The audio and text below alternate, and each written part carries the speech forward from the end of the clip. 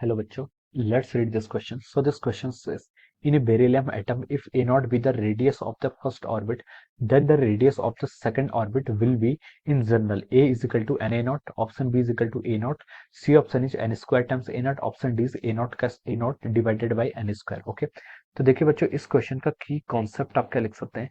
The key concept of this question, इस question में हमें क्या बताना है. इस क्वेश्चन में हमें बेरिलियम एटम्स के लिए आपको यहाँ पर radius in the second orbit बतानी है. Okay, so we can write the key concept of this question is radius of atoms. लिख लीजिए, क्या लिख लीजिए, radius of atom या फिर radius of beryllium atom.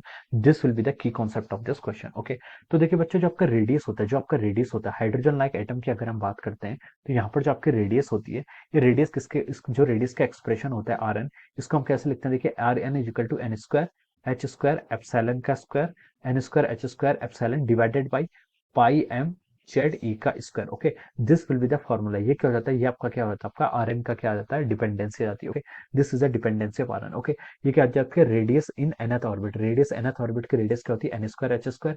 N क्या आपका एन आपका ऑर्बिट, जिस ऑर्बिट्स की आप बात करें आपका ऑर्बिटल है.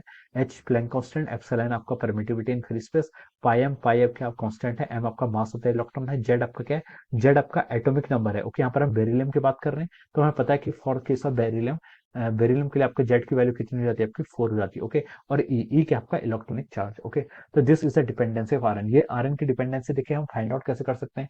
इसको देखिए आप, ये आपका मान लीजिए न्यूक्लियस है, ये आपका न्यूक्लियस है और दिस इज द इलेक्ट्रॉन.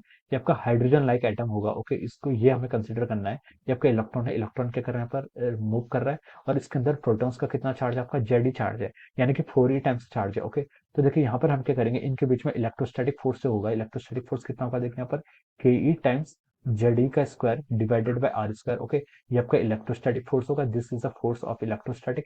इसको कौन बैलेंस करेगा, this must be balance by our centripetal force. Okay, हमें यहाँ पर क्या लिख सकते हैं, देखिए M V square by R, ये आपके किसके इक्वल होगा, K E times Z square divided by R square. Okay, तो यहाँ से आप क्या कर लीजिए, आर की वैल्यू फाइंड आउट कर लीजिए और वी को यहाँ पर रिप्लेस कर लीजिए. वी क्या होता है, वी होती है आपकी वेलोसिटी ऑफ इलेक्ट्रॉन. इसकी वैल्यू होती है आपकी देखिए Z square divided bye 2nh epsilon. Okay, this is the velocity, ये आपकी velocity of the electron in nth orbit में आ जाती है. ओके, तो देखिए ये एक्सप्रेशन से आपका, ये आपका आर एन की वैल्यू हम यहाँ पर ऐसे डायरेक्ट इसको फाइंड आउट कर सकते हैं. ओके, ये वैल्यूज आपको याद होनी चाहिए. आर एन की वैल्यू भी पता होनी चाहिए, वेलोसिटी की वैल्यू भी पता होनी चाहिए और आपको एनर्जी की वैल्यू भी क्या होनी चाहिए, पता होनी चाहिए. ओके, तो this is the dependency of radius. ये कि आपके रेडियस के nth ऑर्बिट में डिपेंडेंसी है. अब क्वेश्चन बोला है कि in a beryllium atom if a naught be the radius of the first orbit. First orbit मतलब एन की वैल्यू आपको 1 क्वेश्चन में गिवन है. ओके, तो हम लिख सकते हैं, देखिए फर्स्ट ऑर्बिट है तो देखिए एन की वैल्यू 1, यहाँ पर आर वन लिख सकते हैं.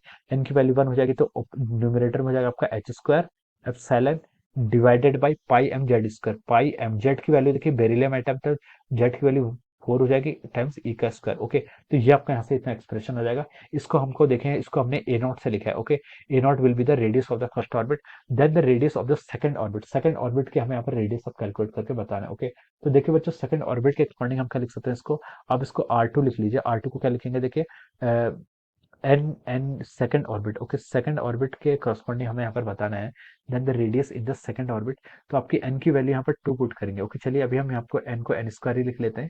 ये आपका एच स्क्वायर हो जाएगा epsilon divided by pi M z square. Okay, pi m आपका ये ऐसे रहेगा, जेड जेड की वैल्यू कितनी है आपकी 4 है और ये आपका ई स्क्वायर ये आपका यहाँ से ऐसे आ जाएगा. ओके, तो देखिए बच्चों यहाँ से हम देखिए एन स्क्वायर एप्सिलॉन, ये आपका n square epsilon by 4 pi m e square. इस पूरी टर्म को देखिए हम क्या लिख सकते हैं, देखिए n square epsilon divided by 4 pi m e square. ये टर्म आपकी ऐसे रहेगी इनटू आपका क्या होगा यहाँ से आपका, सॉरी ये आपका एच स्क्वायर है. ओके, ये एच स्क्वायर ऐसे रहेगा into n square. N square आपका यहाँ जाएगा. ओके, तो देखिए ये पूरी टर्म आपकी ए नॉट के इक्वल है तो हम इसको क्या लिख सकते हैं, देखिए ए नॉट टाइम्स एन का square. Okay, this will be the radius. ये क्या जाएगा आपके रेडियस हो जाएगी in the second orbit. Okay, second orbit के करस्पॉन्डिंग आर टू को क्या लिख सकते हैं यहाँ पर, a naught times N square लिख सकते हैं. क्या लिख सकते हैं, a naught times N square. Okay, तो ये आपकी वैल्यू हो जाएगी. ओके, अब हमसे यहाँ पर radius in the second orbit बोला है तो हम एन की वैल्यू यहाँ पर 2 पुट कर सकते हैं तो ये आपका 4 ए नॉट आ जाएगा. ओके, लेकिन क्वेश्चन में हमसे सिर्फ एन के टर्म में हमें बताना है, एन की टर्म बताना है, यानी कि हमें आर एन की वैल्यू बतानी, तो हम आर एन को क्या बोल सकते हैं यहाँ पर आपका